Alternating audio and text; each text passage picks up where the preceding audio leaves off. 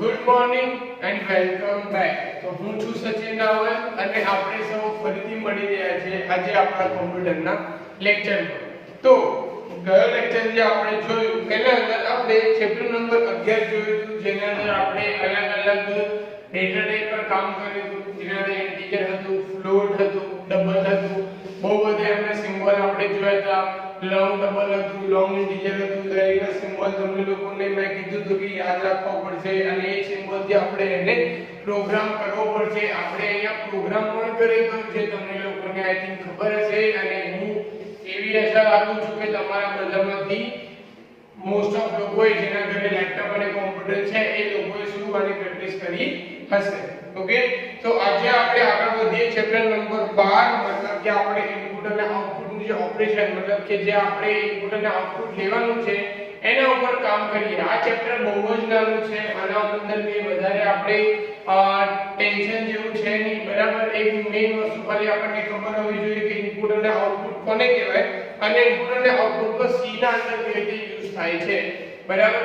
તો હું ફટાફટ પહેલા એનો આપણે જોઈ લઈએ કે ઇનપુટ અને આઉટપુટ કોને કહેવાય. ઇનપુટ અને આઉટપુટ એને કહેવાય કે હું પ્રોગ્રામ કરું, મતલબ કે આપણે નાના હતા ત્યારે તમને યાદ હોય, તમે 5મા 6મા 7મા ધોરણમાં હશો ત્યારે તમને શીખવાડ્યું હતું કે આપણે કીબોર્ડથી કોઈ પણ વેલ્યુ નાખીએ તો કીબોર્ડ આપણા માટે ઇનપુટ થઈ ગયું, આપણે મોનિટરમાં આપણને એનો જવાબ દેખાય તો મોનિટર આપણા માટે આઉટપુટ થઈ ગયું, અને આપણે જે પણ સવાલ લખ્યો એનો જવાબ આપણને સીપીયુ દ્વારા મળે.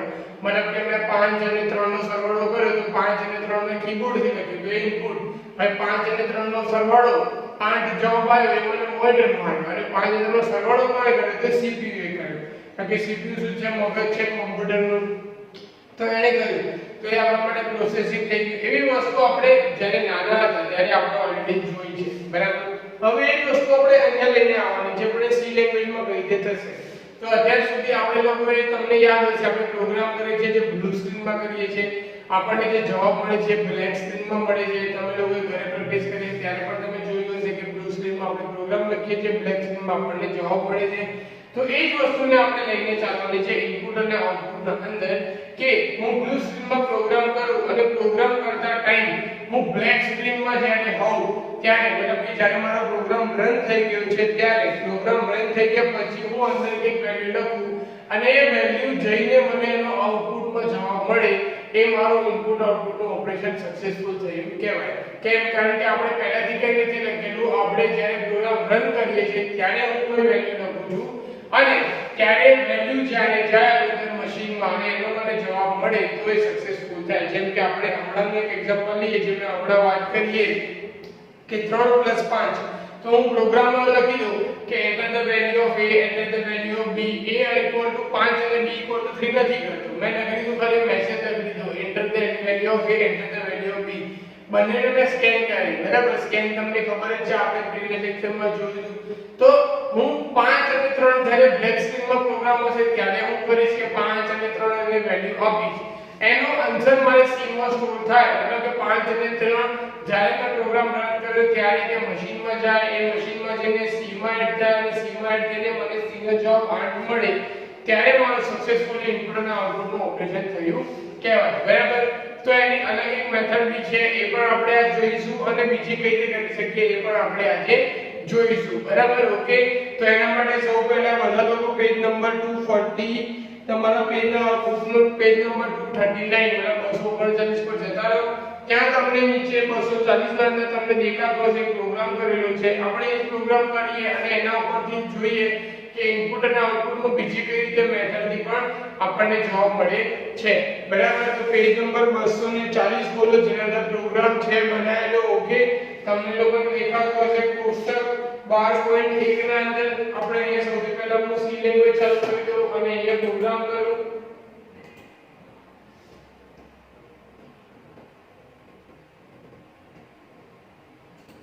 અહીંયા ફાઇલમાં જઈને ન્યૂ સ્ટાર્ટ કરી દઉં છું. પહેલા હું આને સેવ કરી દઉં. આપણે આને સેવ ક્યાં કરીશું તો આપણે અહીંયા LIG ના અંદર સેવ કરી દીધું, તો અહીંયા હું પહેલા સેવ કરી દઈશ. સપોઝ આપણે એને 7 નંબર આપીએ 7.c. ઓકે, ચલો હવે આપણે પ્રોગ્રામ કરીએ તો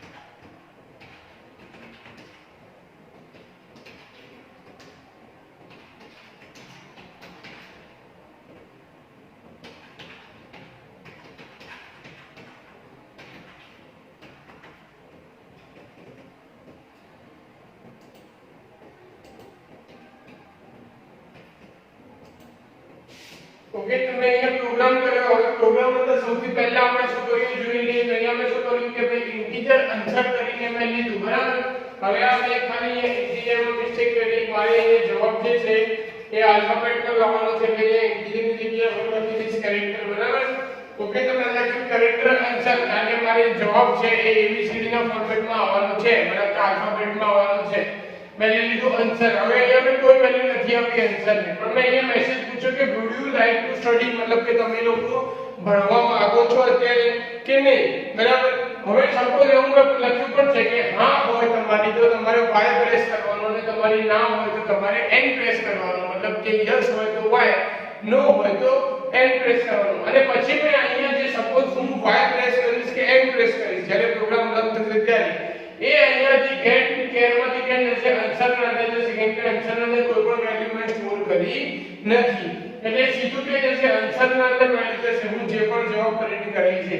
જેવો જવાબ જશે એટલે ઇફ કન્ડિશન થી આપણે પહેલા ચેક કરીશું કે અગર y કેપિટલ કે y સ્મોલ છે, મતલબ કે જરૂર નથી કે કેપ્સ લોક બધાનું ઓન જ હોય, કોઈ શિફ્ટ દબાઈને કેપિટલ y જ કરે, કોઈ જલ્દીમાં y પ્રેસ કરી દે તો અગર y કેપિટલ કે સ્મોલ હોય તો મેસેજ આવશે go to the study room, અને સપોઝ y કેપિટલ કે સ્મોલ નથી બીજો કોઈ પણ જવાબ હોય તો મેસેજ આવશે go to the playground. Okay, હવે આવું થવું જોઈએ. હવે આપણે જોઈએ કે આપણે પ્રોગ્રામ રન થાય છે કે નહીં. કોને કંટ્રોલ F9 થી રન કરીશ.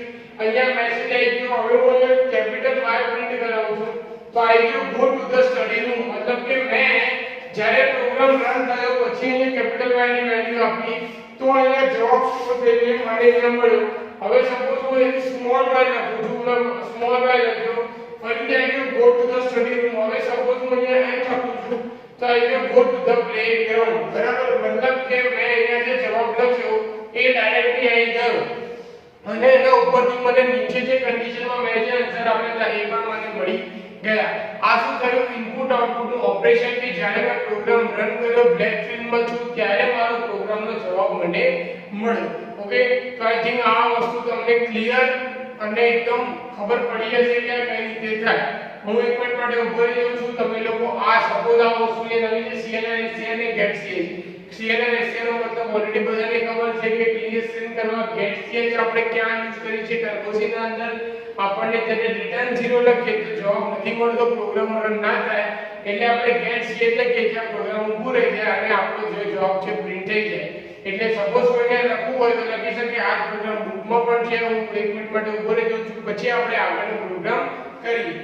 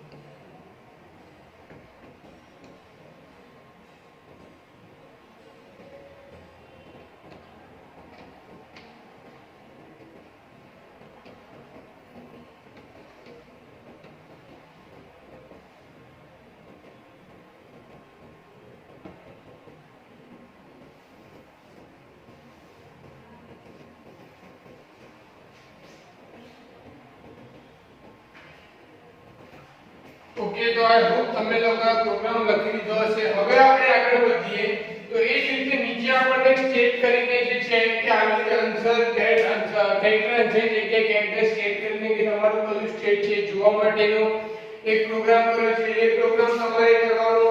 હું એક અલગ પ્રોગ્રામ કરું છું જે છે પેજ નંબર 244 ના અંદર તમે લોકો જોઈ શકો છો. પેજ નંબર 244 માં આપણે એની પહેલા આને ક્યાં સેવ કરવા છે ત્યાં જતો રહીએ અને એની અંદર 7 નો કરે તો આપણે 8 એક સી માં આવી જઈએ બરોબર ઓકે હવે જો તમે પેજ નંબર 244 માં કોષ્ટક 12.6 ના અંદર જે પ્રોગ્રામ કર્યો છે એ થોડો અલગ છે બાકી બધા જે ઉપરના પ્રોગ્રામ છે બધા સિમિલર છે એટલે હું એ નથી કરતો એ તમે પ્રેક્ટિસ કરો સપોઝ તમે કરો અને તમને ના ફાવે કે સપોઝ તમે કરો અને કંઈક એરર આવે તો તમે મને પૂછી શકો છો બરાબર પણ આપણો લેક્ચર ચાલુ છે એટલા માટે હું શું કરું છું અહીંયા અત્યારે કે ઓન ધ આપણે લેક્ચરના અંદર હું એક પ્રોગ્રામ કરું જેથી તમને લોકોને એનો કમ્પ્લીટ આઈડિયા આવે જે સ્ટુડન્ટ ઇન્ટિજર મેઇન લઈ લો પહેલા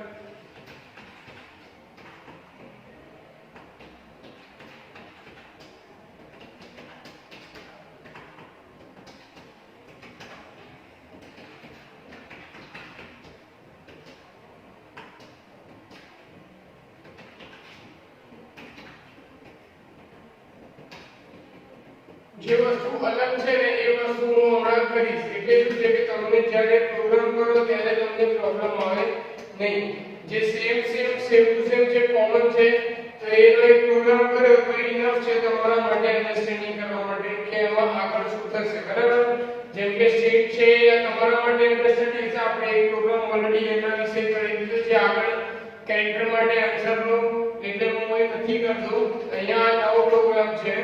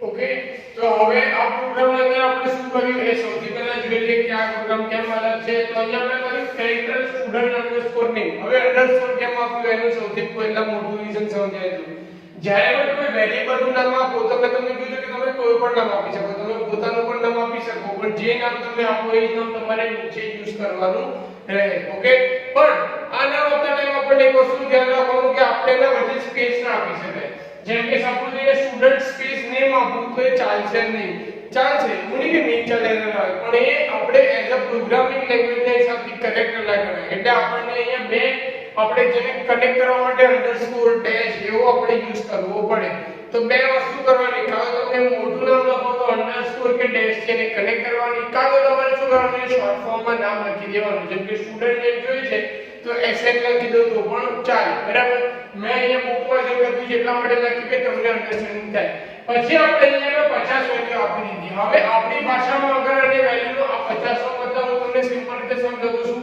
કે હું 50 જેટલા આલ્ફાબેટ લખી શકું બરાબર કે મિનિમમ જે હું મારું નામ એન્ટર કરીશ તો હું 50 જેટલા આલ્ફાબેટ લખી શકું 50 બાઇટની જગ્યા મારા માટે અવેલેબલ હોય અને પ્રોગ્રામિંગ ભાષામાં કહીએ તો આને કહેવાય એરે જે આપણે આગળના ચેપ્ટરમાં શીખીશું તો મેં અહીંથી પહેલાથી સાઈઝ એને ડિફાઇન કરી દીધી કે આટલી ઓલરેડી સાઈઝ હોવી જોઈએ બરાબર ઓકે પછી મેં શું કર્યું કે એન્ટર યોર નેમ તમારું નામ લખો જે આલ્ફાબેટ અને સ્પેસ ના જોડે ગણાય હવે તમે વિચારજો કે આ આલ્ફાબેટ અને સ્પેસ નો મતલબ શું આલ્ફાબેટ તો ખબર પડી કે આપણે કેરેક્ટર નાખીએ છીએ એટલા માટે આલ્ફાબેટ આવી ગયું પણ સ્પેસ થી શું મતલબ થાય તો હવે તમે જ્યારે આ પ્રોગ્રામ કરો એના પહેલા તમારે પ્રોગ્રામ કરવાનો આ પ્રોગ્રામ કેરેક્ટર સ્ટુડન્ટ નેમ લેવાનું બરાબર પછી આ મેસેજ લખવાનો ખાલી એ scanf માં આપણે જે ફોર્મેટ કરીએ છીએ અહીંયા %s કરવાનું શું કરવાનું %s અને પછી આ પ્રોગ્રામ રન કરવાનો પ્રોગ્રામ થઈ ગઈ જશે પ્રોગ્રામ રન પણ થઈ જશે પણ તમે જેવું તમારું નામ લખશો જેમ કે સપોઝ અહીંયા મારું નામ લખું સચિન સ્પેસ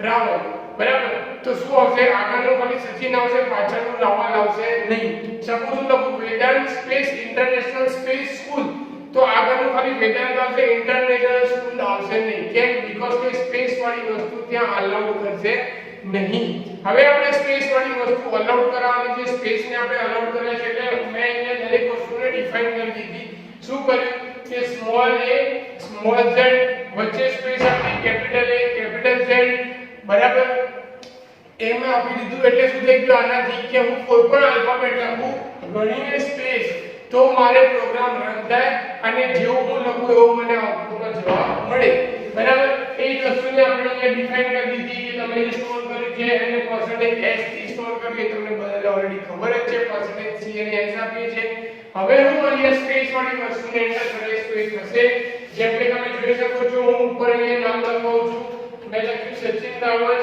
તો અહીંયા પ્રિન્ટ થઈ ગયું એના પછી હું ફરીથી અહીંયા એન્ટર કરીશ સપોઝ હું લખીશ વેદાંત ઇન્ટરનેશનલ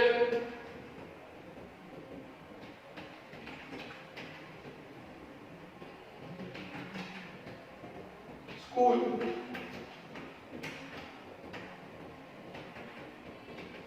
તો અહીંયા મેસેજ આવી ગયો નીચે જે મેં લખ્યું છે ઓકે તો ઇન શોર્ટ કહેવાનો મતલબ ઓકે તમે જે પણ મેસેજ લખશો એ બધો મેસેજ આખા આલ્ફાબેટ જોડે પ્રિન્ટ થઈ જશે બરાબર આવડો પ્રોગ્રામ અમુક કામનો છે અલગ છે એટલા માટે મેં સ્પેશિયલી અહીંયા કર્યો બરાબર તો આવડો પ્રોગ્રામ કરો ત્યાં સુધી આપણે આગળ પછી વધીએ ઓકે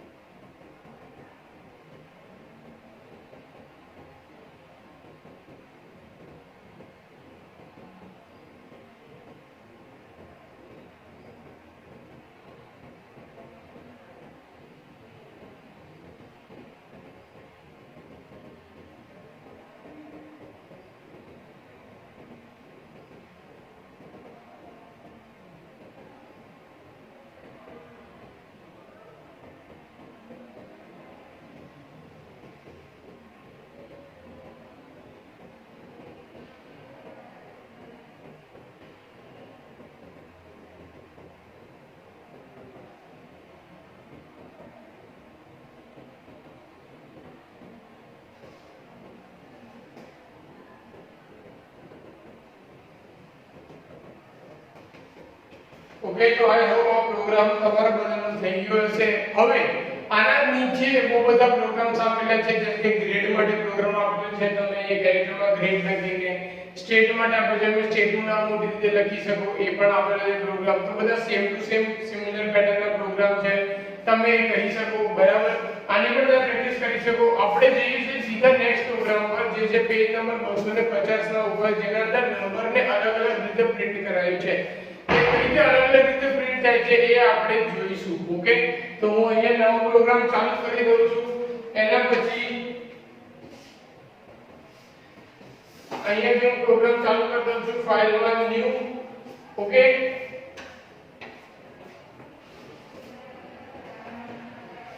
અહીં પહેલા હું મને સેવ કરી લઈશ. ક્યાં સેવ કરીશું? આપણે જ્યાં કરતા હતા ત્યાં લાઈનના અંદર આપણે 8 પ્રોગ્રામ કર્યા હતા. નવો પ્રોગ્રામ હશે આ.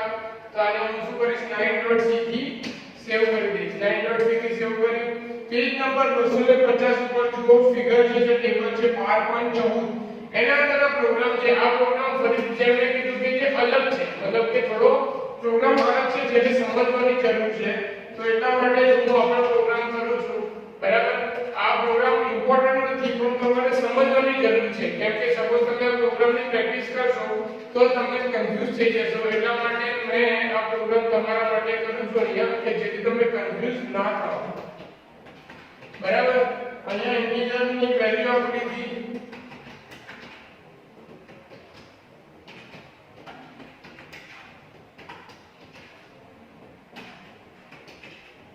હવે અહીંયા 4 કે 5 વાર વસ્તુ પ્રિન્ટ કરાઈ છે. હવે શું પ્રિન્ટ કરાઈ છે એ આપણે અહીંયા જોવાનું છે, અને એ જ આપણે અહીંયા શીખવાનું છે.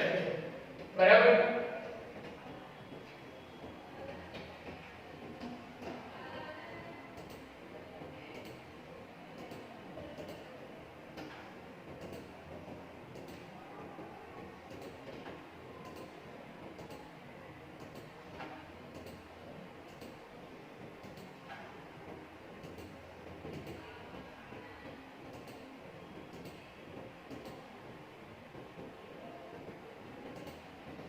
पहला जो नंबर છે એકદમ સિમ્પલ રીતે પ્રિન્ટ કરાવે છે, મતલબ કે %d, મતલબ કે આમાં તો આપણને ખબર જ છે કે ભાઈ 1 2 3 4 આવશે. એના પછી લખ્યું છે %8d. હવે 8d નો મતલબ શું એ જોઈશું આપણે. એના પછી ત્યાં લખ્યું છે માઈનસ percentage માઈનસ લખ્યું છે percentage minus 8d. પછી લખ્યું છે percentage 2d. બરાબર, પછી લખ્યું છે percentage 0.8d.